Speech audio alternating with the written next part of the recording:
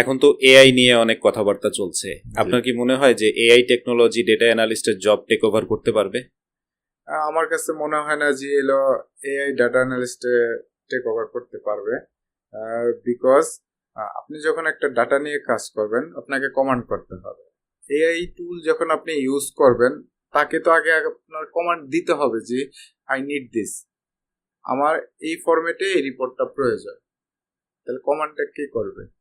আপনাকে তাকে বলতে হবে যে এলো আমার এটা লাগবে, তখনই এআই বুঝতে পারবে যে হ্যাঁ তার এটা লাগবে, আমি এটা এইভাবে এইভাবে করতে পারবো। তার মানে এইটার উত্তরও আমার ওই আগের প্রশ্নটার মধ্যেই ছিল। হ্যাঁ, মানে এখানে হলো আপনার হিউম্যান টাচ লাগবেই, নাহলে একটা মেশিন যখন আপনার একটা ডাটা নিয়ে কাজ করবে সেই ডাটাটা কোত্থেকে পাবে?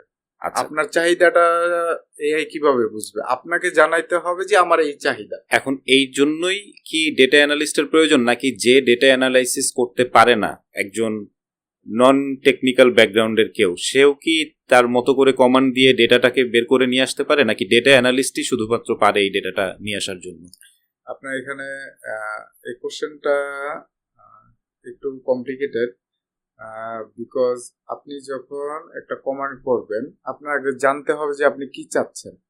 এই চাওয়াটা যে কেউই জানতে পারে।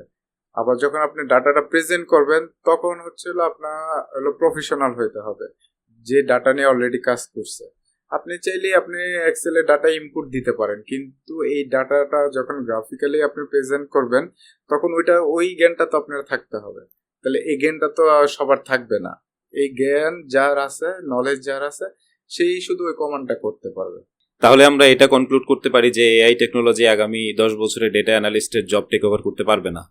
হ্যাঁ, টেক ওভার তারা করতে পারবে না এআই, বাট তারা একসাথে যখন হিউম্যান এবং এআই দুজন একসাথে কাজ করবে আমাদের যে কোয়ালিটি এটা আরো আরো ইমপ্রুভ ইনক্রিজ হবে। হবে।